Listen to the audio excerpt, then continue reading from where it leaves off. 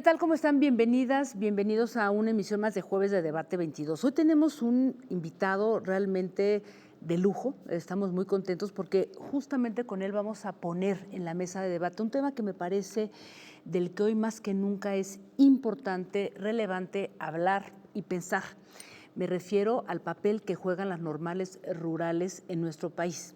Y no hablo solamente de Ayotzinapa, porque en México, si no me equivoco, ahora vamos a tratar de desmenuzar este dato, hay alrededor de unas 15 escuelas normales rurales, una escuela normal indígena y también hay un centro regional de educación normal, pero es un modelo educativo único que nació con la Revolución Mexicana. Lo especial de las normales rurales es que no solamente tiene que ver con esto que ellos llaman su forma de autogobierno, sino que de ahí han surgido grandes liderazgos y movimientos sociales, y justo de eso vamos a hablar hoy pues con un gran invitado, Luis Hernández Navarro. ¿Cómo estás? Bienvenido. Encantado de estar contigo, Jacaranda, un honor estar en tu No, programa. pues el honor es todo mío. Tú eres un gran escritor, periodista, eres director de la sección de opinión de La Jornada, y creo que eres un hombre que ha destacado mucho el valor de los movimientos sociales y de las normales rurales, justamente con este bellísimo libro en la pintura en la pared que está editado por el Fondo de Cultura Económica y realmente muy recomendable. Pero vamos a empezar por algo muy sencillo para compartirle con el público qué son las normales rurales. Son escuelas de pobres para pobres. Son una de las grandes creaciones de la escuela rural mexicana y de la Revolución Mexicana. Y en ellas se concentran las dos grandes aspiraciones de la Revolución del 10-17, la que está plasmada en el artículo 3º constitucional de una educación libre, laica, gratuita y obligatoria para todos, y la que se expresa en el 27 constitucional de un gran reparto agrario y de que la tierra es de quien la trabaja.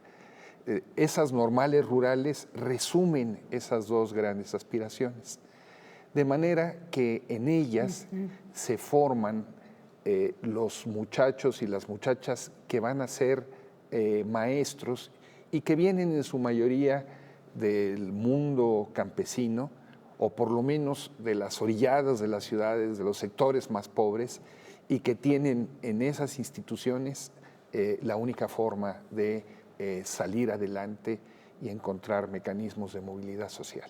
¿Cómo se construye este maravilloso modelo pedagógico, como tú dices, resultado de la Revolución Mexicana, sobre todo en eso que decía yo, como una forma de autogobierno? O sea, ¿cómo se mueve? ¿Cuál es el interior de las normales rurales? Bueno, estas escuelas son en su inmensa mayoría, y así debieran de ser, internados. O sea, son lugares a donde la gente, los muchachos y muchachas que llegan allí, viven durante un tiempo. Por lo tanto, tienen donde descansar, tienen 3 comidas al día, muchas veces de muy mala calidad. Tienen además donde practicar deportes, hay albercas, canchas de básquetbol, y donde hacer sus expresiones culturales, danza, etcétera, etcétera, ¿no? De manera que los muchachos pasan allí a lo largo de todo el ciclo escolar, su vida mañana y tarde y noche. A lo mejor pueden salir algunos a sus casas, pero muchos de ellos viven muy lejos y se encuentran con gente que viene de otros mundos distintos a los suyos. Una normal, por ejemplo, como Ayotzinapa. Guerrero es un estado muy diverso. Tú tienes la población indígena en la región de la montaña, tienes la población afromexicana en la Costa Chica, tienes los campesinos mestizos. Bueno, todo eso se junta ahí, como se juntan jóvenes que practican distintas religiones o tienen distintos intereses. Entonces tienen que aprender a vivir en la diversidad.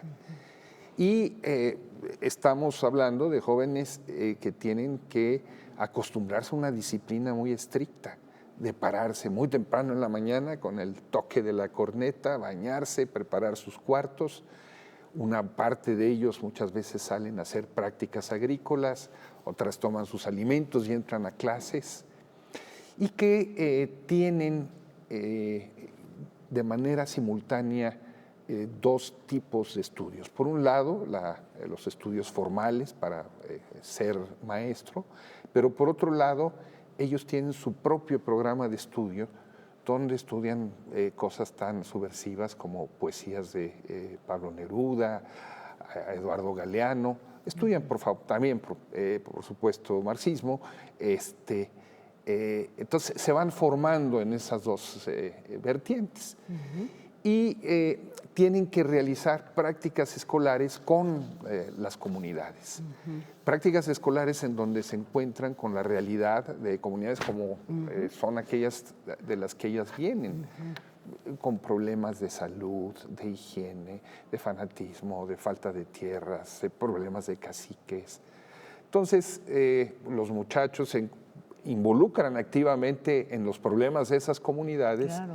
Y de ahí entonces les viene una parte de la fama de revoltosos que nace con las mismas normales rurales. La primera de ellas, en 1922, en Tacámbaro, fue acusada por el obispo de ser una escuela del diablo, y a los padres que mandaron a sus hijos a esas escuelas se les amenazaba con la excomunión. Después pasaron a ser kinderes bolcheviques, cuevas de comunistas, y bueno, con nidos de guerrilleros. Díaz Ordaz eliminó algunas, ¿no? Exactamente. Por haber participado en el ellas. movimiento del 68. Fíjate, 17 por haber participado en el movimiento del 68, y luego viene lo de Ayotzinapa, que me lleva a una pregunta inevitable. O sea, es un gran proyecto gestado de la revolución y luego atacada por intereses de poder y por el propio sistema. Así es. A los gobernadores, a funcionarios públicos federales, son incómodas. Les molesta que los muchachos sean tan inquietos, ¿no? Entendamos que los muchachos vienen de donde vienen, es decir, de familias muy humildes, que se enfrentan al hecho de que sus escuelas tienen grandes carencias. Con menudo ellos señalan que la dieta que se le destina a los caballos de la policía montada es superior de la beca que tienen para poder comer ellos en las escuelas, ¿no? Cuando uno va a ellas, ve que faltan recursos para su mantenimiento. Entonces, y viven con la amenaza permanente, lo que tú decías de Díaz Ordaz, con una espada de Damocles en la cabeza, de su desaparición, de hacerlas a un lado. Entonces, tienen que estar luchando todo el tiempo por mejores condiciones materiales para su sobrevivencia, pero también porque no se les cierre, y lo hacen a partir de los mecanismos de lucha que conocen. Y además paradójico, porque de ahí han surgido, lo mencionas en el libro, pues grandes liderazgos sociales muy importantes que han defendido diversas causas, ¿no? Y pienso, por ejemplo, bueno, tú mencionas a varios, ¿no? Bueno, desde el propio Lucio Cabañas, ¿no? Proceso Díaz Ruiz, quien fue egresado de la Normal Rural, que fue un luchador contra el charrismo sindical. También hablas de Ezequiel Reyes Carrillo, que estudió en la Normal de Tenería, luego también de Aristaco Arquino. O sea, hablas de una cantidad de luchadores sociales que realmente defendieron causas importantes, y hoy, por ejemplo, cuando piensas en Lucio Cabaños o en otros personajes que luego se volvieron guerrilleros, son denostados en automático porque son como ya no bien vistos, ¿no? ¿Qué pasa ahí? Sí, bueno, yo creo que habría que decir que los egresados de las normales rurales son como los tamales. Hay de dulce, de chile y de manteca. De ahí han salido para todos los gustos y colores. La clase política mexicana se alimentó muchos años de egresados de esas escuelas. Pienso el profesor Olivares Santana, que fue gobernador de Aguascalientes, secretario de Gobernación, entre otras muchas cosas. ¿El egresado de? En Aguascalientes. Ah, sí. Y luego Sánchez Vite, que fue gobernador y cacique en Hidalgo, sí. Recordemos, es egresado del MESHE. Pero también científicos, investigadores que luego se siguen. La escuela es un puente que les permite cruzar del otro lado del camino. Y han egresado de las normales rurales. Así es. Y luego, lo que tú señalas, muchos de ellos son también comprometidos luchadores sociales. Que esto nos remite a los fundadores de esas escuelas, a profesores extraordinarios como José Santos Valdés, ¿no? Los alumnos han recuperado 21 libros con sus obras completas de pedagogía, historia, injustamente olvidado por la Cuarta Transformación y la Nueva Escuela Mexicana. El profesor Raúl Isidro Burgos, que es el nombre que lleva la escuela de Ayotzinapa, ¿no? Y los luchadores que tú señalabas, gentes como Lucio Cabañas, que tuvo que internarse a la selva y levantarse en armas, aunque no lo quería, porque no lo dejaron por otros rumbos, ¿no?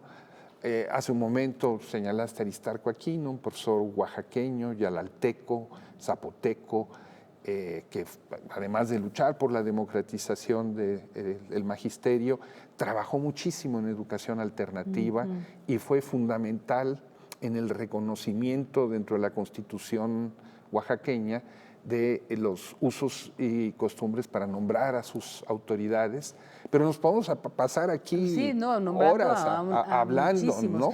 Y déjame hacer una pausa, pero antes voy a poner una pregunta sobre la mesa que me parece muy importante, sobre todo en este tiempo. ¿Por qué quienes han acusado a las normales rurales de estar anquilosadas y rebasadas ideológicamente, lo cual me parece que es muy pertinente reflexionar, sobre todo en este tiempo? Así es que si me permites, vamos a hacer una muy breve pausa. Regresamos, estamos hablando con Luis Hernández Navarro a propósito de este libro que fue editado el año pasado, pero hoy más que nunca es pertinente para hablar de las normales rurales en nuestro país. Volvemos.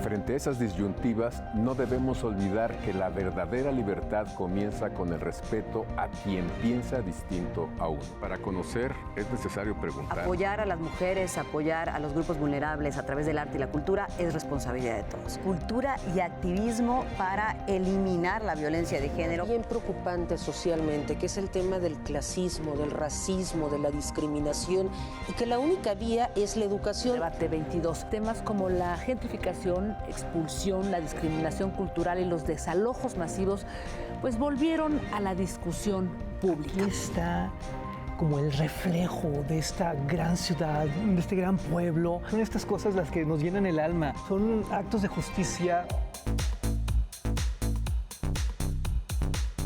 Por si las moscas, vamos a hablar del Festival Internacional por la Diversidad Sexual, que este año cumple su edición número 36, 15 años del Museo Universitario de Arte Contemporáneo, y me acompaña para eso su directora Amanda de la Garza. Vamos a hablar del más reciente libro del escritor Juan Villoro, me refiero a La figura del mundo.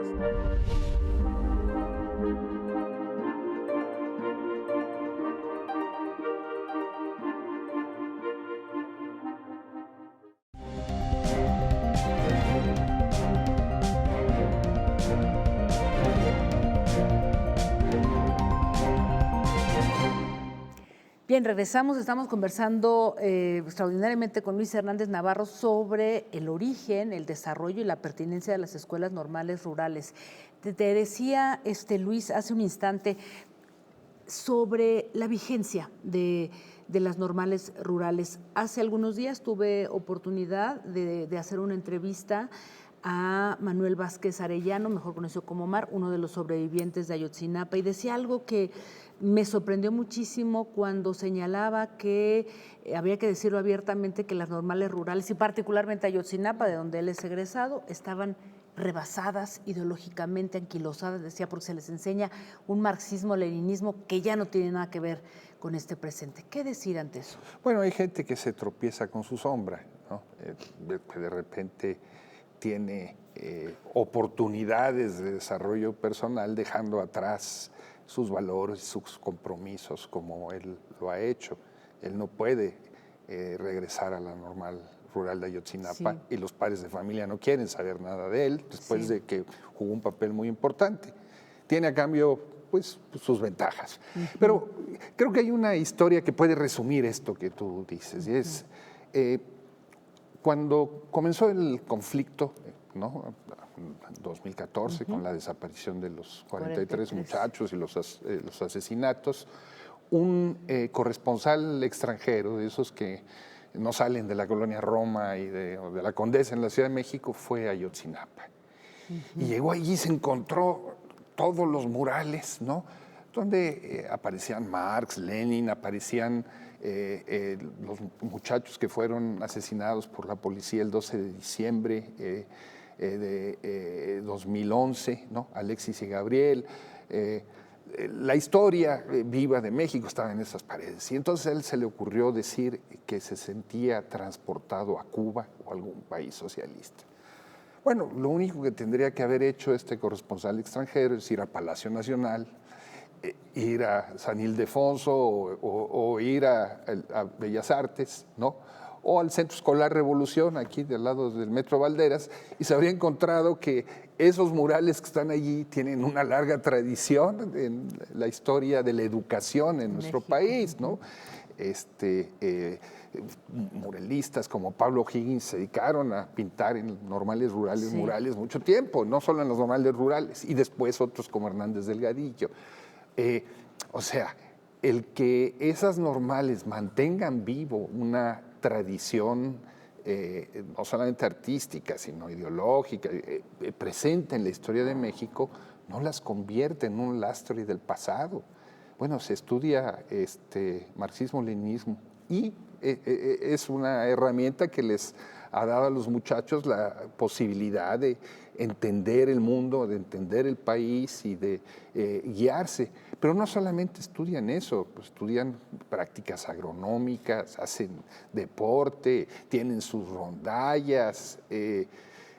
Hay todo un trabajo de formación importantísimo, sobre todo si consideras, Jacaranda, un hecho que es fundamental, y es que en nuestro país el 42% de las escuelas de educación básica son escuelas multigrado, en donde un solo maestro tiene que atender de manera simultánea a los niños de primero, segundo, tercero, cuarto, quinto, sexto. Tienen que ser directores, secretarias, intendentes. Son escuelas que muchas veces tienen techos de lámina, pisos de tierra. Eso de que allí, bueno, ni agua hay.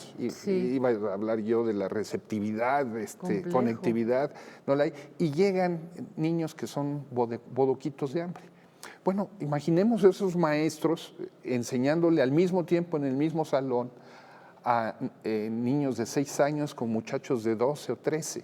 Porque a veces los padres ven esas escuelas como estacionamientos de mano de obra mientras se pueden incorporar a una actividad productiva directa. ¿De dónde van a salir o de dónde salen los maestros capaces de enseñar en esas escuelas? De las normales rurales. Pues de las normales rurales, no solamente porque hay muchas de esas escuelas, ¿no?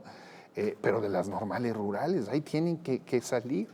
Entonces, más que ser un lastre del pasado, como las quieren vender, son realmente las semillas de un futuro distinto. O sea, ahí tendría que estar concentrada la educación. En esas escuelas está nuestro talón de Aquiles, porque de ahí comienza el proceso educativo. Ahí tienen que estar los mejores maestros y estas escuelas normales rurales deben servir para eso. Hay una parte muy hermosa en la que tú mencionas pues justamente a los egresados y los llamas la estirpe de los indómitos, ¿no? O sea, hablas de dirigentes sociales, ahora estás hablando de estos maestros también rurales. ¿Cómo encontramos en este tiempo, ¿no? Tiempo de un gobierno progresista y en donde pareciera que justamente todos estos movimientos sociales, todo este estirpe de los indómitos, algo tienen que hacer para acompañar cambios y transformaciones de este país, ¿no? Sí, yo creo que esos indómitos están ahí a lo largo y a lo ancho del país, ¿no? Y siguen comprometidos en procesos de transformación social, porque los cambios no vienen solo de arriba, los cambios vienen fundamentalmente desde abajo, y ahí es donde están ellos. Muchos de esos maestros han impulsado proyectos de educación alternativa interesantísimos, pero interesantísimos, que retoman elementos de Freire, pero también de Makarenko, de la propia experiencia, ¿no? Y que parten de un principio muy importante, que es: hay que aprender a educar en la pobreza. Como lo cuento en una pequeña anécdota de cuando el general Cárdenas estaba en la Mixteca, y llega a una población y un grupo de campesinos lo abordan y le dicen: Tata, necesitamos maestro. Y un funcionario ahí muy mal encarado, que están detrás de sus escritorios, le dijo con todo desprecio: aquí tienen maestro y es fulano de tal. Y el campesino le responde: tuvimos, pero ya se fue. Lo que necesitamos, Tata, son maestros que beban atole y coman tortilla y chile como nosotros. ¿De dónde salen esos muchachos para dar clases? Pues de las normales rurales, otra vez.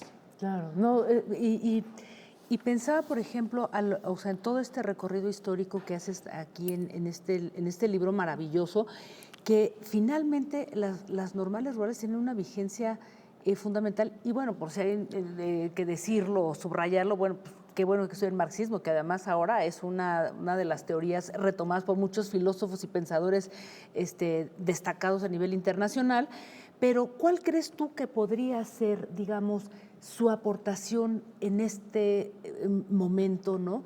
Sobre todo después de que pues han estado cubiertas por este manto tan complejo después de la desaparición de los 43, tan terrible, y se ha diluido todo lo demás y todas las normales rurales que hay en este país. ¿Cuál tendría que ser ese papel? ¿Qué rol tendrían que jugar pues, en un momento de cambio, de transformación en este país? Yo creo que lo siguen jugando. Por ejemplo, la normal rural de Macumatzá, en Chiapas, ¿no? Tuvo muchas movilizaciones en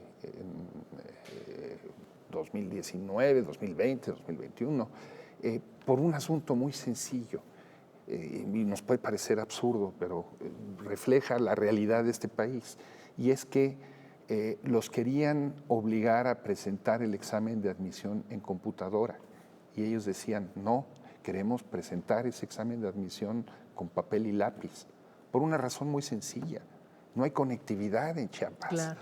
Los muchachos que llegan a esa escuela, que son o debieran ser los de familias más amoladas, pues no tienen las habilidades digitales que tienen quienes han crecido en centros urbanos. Entonces los lugares que habían se los iban a quedar quienes menos los necesitaban. Entonces por eso reivindicar algo tan sencillo. Y por eso Jacaranda los metieron a la cárcel, los golpearon, los persiguieron, etcétera, Sí, etcétera. Bueno, ¿qué es con una demanda tan sencilla como esa? ¿Qué es lo que están haciendo los muchachos? Pues recordándonos lo que es el país real, ¿no? Porque una cosa es el país de las cifras y de lo que nos anuncian, y otro es lo que la gente vive México profundo, cada día, claro, con todos sus problemas y sus limitaciones. Pongo ese pequeño ejemplo, ¿no? Pero puedo seguirme ampliando mucho más. Si uno ve el sistema de escuelas populares formadas en el Estado de México, lugares como Metza, San Agustín, puedo dar 3 o 4 municipios más, fueron creados en su origen sobre todo por maestros rurales, ¿no? Secundarias para adultos que enseñaban al mismo tiempo a leer y a escribir a quienes no lo sabían, y que siguen existiendo, o sea, cubriendo una necesidad que no... Y que no se ve, Luis, a veces, ¿no? Porque pareciera Claro. que el tema de la reforma educativa como que enfila las baterías digamos que al magisterio desde un lugar, pero toda esta educación rural no se ve, ¿no? Así es, como es toda la experiencia, por ejemplo, extraordinaria que hay con los profesores bilingües en Oaxaca y sus famosos nidos de lengua, que fueron reconocidos por Noam Chomsky como una aportación y algo muy interesante a la educación. Bueno, pues eso se está haciendo otra vez de abajo hacia arriba. Es interesantísimo. Antes de irnos, no quisiera dejar de lado este bellísimo capítulo que se llama La mitad del cielo, en donde hablas sobre las mujeres y hablas de dos casos. Fíjate, no recordaba digamos, las normalistas rurales de Teteles en Puebla, que fueron reprimidas por Barbosa, y bueno, das otros ejemplos. Hay fundamental el papel de las mujeres. Pero fundamentalísima, de entrada, porque la mayoría de los docentes en este país son mujeres, son maestras. Y en muchos lugares, como en Cañada Honda, por ejemplo, en Aguascalientes, las que pueden encontrar una forma de movilidad social como mujeres son las que logran entrar a esta escuela y seguir estudiando. Y son son estigmatizadas, atacadas, violentadas, y ellas no han perdido la combatividad. De la misma manera que las compañeras de Teteles, ¿no? Interesantísimas, o de la Escuela Vanguardia en Tamazulapan, en Oaxaca. Esas normales rurales de mujeres son interesantísimas. La mayoría de las dirigentes de la organización estudiantil de las normales rurales de la FEXUM son ahora mujeres. Ahí también están los cambios. Pues quiero agradecerte, Luis, por este fascinante recorrido a través de las normales rurales de nuestro país.